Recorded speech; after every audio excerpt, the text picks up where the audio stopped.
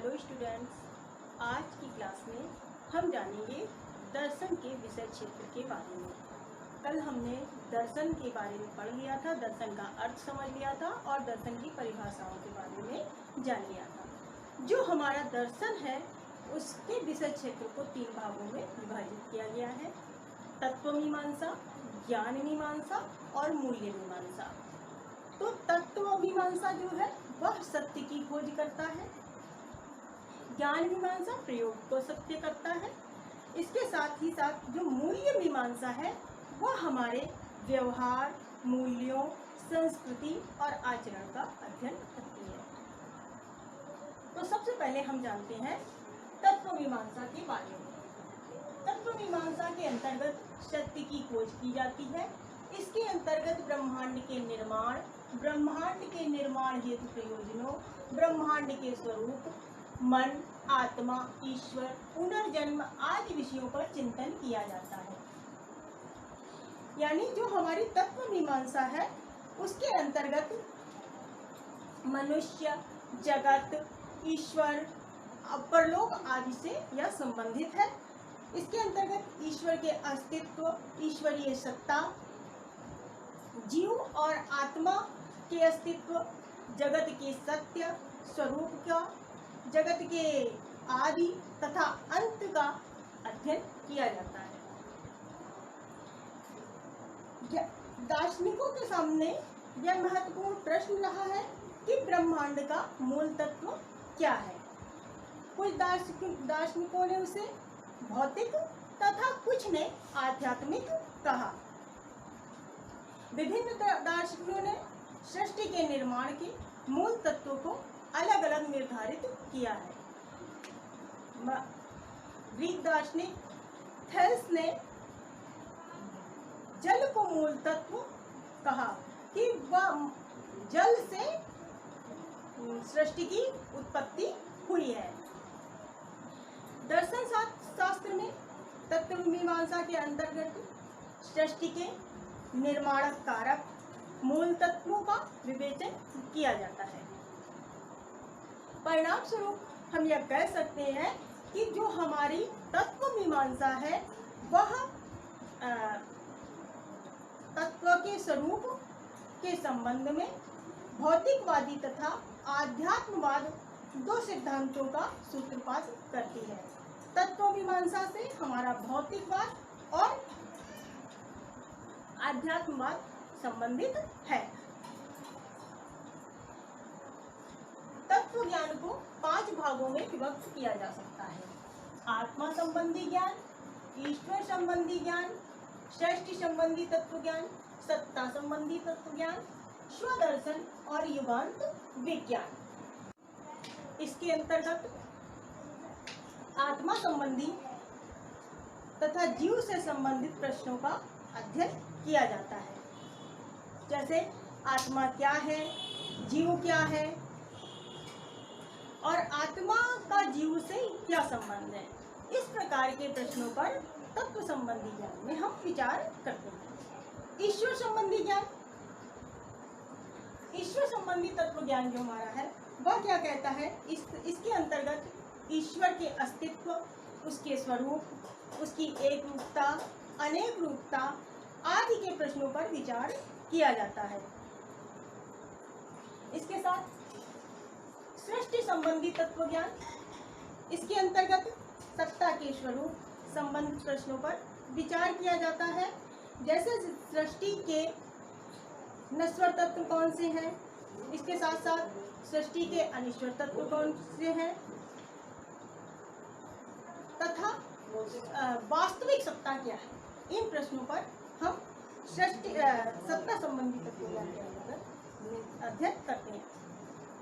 Next है हमारा सत्ता संबंधी तत्व ज्ञान। सत्ता संबंधी तत्व ज्ञान, इसके अंतर्गत सत्ता के स्वरूप संबंधित प्रश्नों पर विचार किया जाता है। जैसे सृष्टि के नश्वर तत्व कौन से हैं, सृष्टि की उत्पत्ति किन तत्वों के मिलने से हुई है आदि का अध्ययन इसके अंतर्गत करते हैं। स्वदर्शन, स्वदर्शन क्या कहता है? ये कहता है कि व्यक्ति क्या है, एक दार्शनिक है। उसको एक दार्शनिक की भूमिका में ही होना चाहिए। वह अपने अस्तित्व के बारे में अनेक प्रश्न स्वयं ही करता है, जैसे मैं कौन हूँ, मैं कहाँ से आया हूँ, पूर्व जन्म में क्या था, इस प्रकार के प्रश्न वह स्वयं से करता है। नेक्स्ट है हमारा युगांत विज्ञान। युगांत विज्ञान, इसके अंतर्गत मृत्यु तथा मृत्यु के पश्चात जीवन से जुड़े प्रश्न आ जाते हैं, जैसे मृत्यु के बाद व्यक्ति कहाँ जाता है, उसके साथ क्या होता है, वह पुनर्जन्म कैसे लेता है, इस प्रकार के प्रश्नों का इसके अंतर्गत अध्ययन किया जाता है। नेक्स्ट है हमारा ज्ञान मीमांसा। ज्ञान मीमांसा क्या होती है? ज्ञान मीमांसा सत्य संबंधी ज्ञान से संबंधित है, यानी सत्य से संबंधित ज्ञान का विकास करती है ज्ञान मीमांसा। ज्ञान मीमांसा के अंतर्गत ज्ञान के स्रोत, ज्ञान के स्वरूप, प्राप्त ज्ञान की प्रामाणिकता, मनुष्य के ज्ञान प्राप्त करने की सीमा आदि की विवेचना की जाती है, विकास करती है। ज्ञान मीमांसा के अंतर्गत ज्ञान संबंधी समस्याओं का अध्ययन किया जाता है, जैसे ज्ञान के स्रोत क्या है, ज्ञान का स्वरूप कैसा है, मतलब ज्ञान के अंतर्गत क्या क्या चीज़ें आएंगी, प्राप्त ज्ञान की प्रामाणिकता, जो ज्ञान हमने प्राप्त किया है क्या वह सत्य है या नहीं, उसके प्रमाण चाहिए। इसके साथ मनुष्य के ज्ञान प्राप्त करने की सीमा क्या है, आदि जैसे प्रश्नों की विवेचना इसके अंतर्गत की जाती है। ज्ञान के स्वरूप के साथ जो हमारी ज्ञान मीमांसा है, इसको दर्शन शास्त्र के अंतर्गत ज्ञान प्राप्ति के संबंध में 3 सिद्धांत प्रचलित हैं: बुद्धिवाद, अनुभववाद, अंतःप्रज्ञावाद। तो बुद्धिवाद जो हमारा है वह चिंतन मनन की बात करता है, मनुष्य कैसे चिंतन करता है और मनन करता है, इसके अंतर्गत के प्रश्नों का अध्ययन करता है।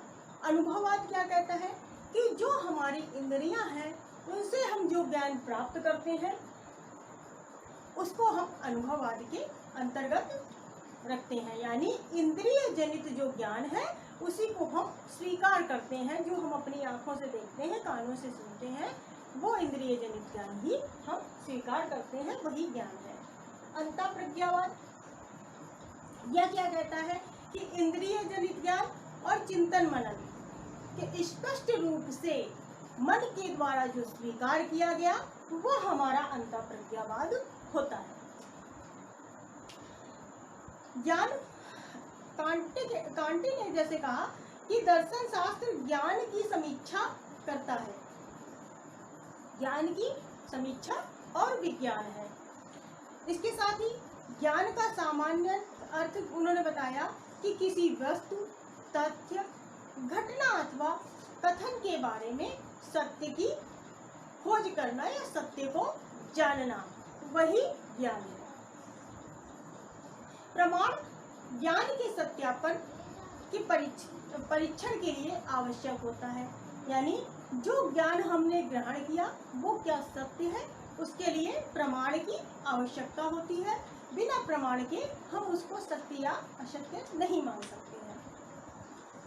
ज्ञान मीमांसा के अंतर्गत आगमन निगमन विधि और संश्लेषण और विश्लेषण विधि का प्रयोग किया जाता है, यानी जो हमारी ज्ञान मीमांसा है वह ज्ञान की सत्यता की खोज के लिए आगमन और निगमन विधि, इसके साथ ही विश्लेषण और संश्लेषण के उपयोग पर आधारित है। नेक्स्ट है हमारा मूल्य मीमांसा। तो जब मूल्य मीमांसा की बात करते हैं तो यह जीवन की सत्यता से संबंधित है, यानी जीवन के तार्किक दृष्टिकोण के द्वारा व्यक्ति तथा समाज की मंगल कामना तथा सौंदर्य परक दृष्टिकोण मूल्य मीमांसा।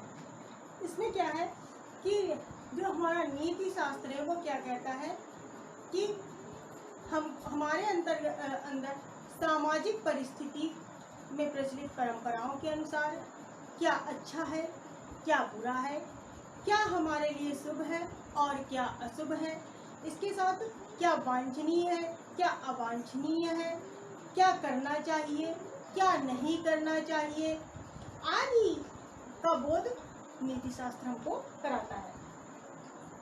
तो इसके अंतर्गत क्या व्याख्या की जाती है? जीवन की सत्यता की तार्किक दृष्टिकोण के आधार पर सत्य की खोज, प्रवृत्ति, नैतिक दृष्टिकोण द्वारा व्यक्ति तथा समाज की मंगल कामना तथा सौंदर्यपरक दृष्टिकोण द्वारा सौंदर्य बोध की व्याख्या की जाती है। इसमें मूल्यों के तार्किक दृष्टिकोण, सौंदर्यपरक दृष्टिकोण तथा नैतिक दृष्टिकोण का अध्ययन किया जाता है।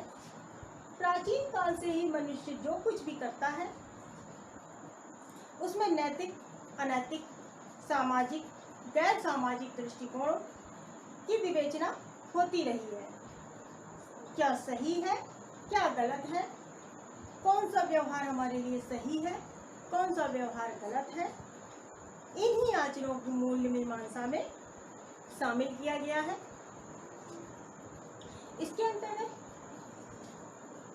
मूल्य मीमांसा को 3 भागों में बांटा जा सकता है: तर्कशास्त्र, नीति शास्त्र और सौंदर्य शास्त्र। तो जो तर्कशास्त्र है वो हमारा क्या कहता है कि तार्किक चिंतन, कल्पना शक्ति आदि के बारे में अनुमान लगाना, उसके क्या लक्षण है, तर्क की क्या पद्धति है, इसके अंतर्गत तर्कपूर्ण चिंतन, कल्पना, अनुमान, उसके लक्षण, तर्क की पद्धति और आदि के विषय में विचार किया जाता है। जैसे तार्किक चिंतन का स्वरूप क्या है, तर्क की विधि क्या है आदि विषयों के बारे में विचार करते हैं। नीति शास्त्र हमारा क्या कहता है? इसके अंतर्गत हम मनुष्य के आचरण से संबंधित विषयों पर विचार करते हैं। इसमें व्यक्ति के आचरण से संबंधित समस्याओं जैसे कर्म, अकर्म और शुभ अशुभ, क्या सही है, क्या गलत है आदि पे विश्लेषण किया जाता है। मनुष्य को क्या करना चाहिए, क्या नहीं करना चाहिए, इन सब के बारे में नीति शास्त्र बताता है। नेक्स्ट है हमारा सौंदर्य शास्त्र। इसके अंतर्गत सौंदर्य संबंधी विभिन्न समस्याओं पर विचार किया जाता है। जैसे सौंदर्य क्या है, सौंदर्य के लक्षण क्या हैं और सौंदर्य के मानदंड क्या हो सकते हैं, इन विषयों पर विचार किया जाता है। अब अगर हम बात करें कि तत्व मीमांसा के अंतर्गत क्या आता है, तो हमारे शिक्षा के क्षेत्र में तत्व मीमांसा के अंतर्गत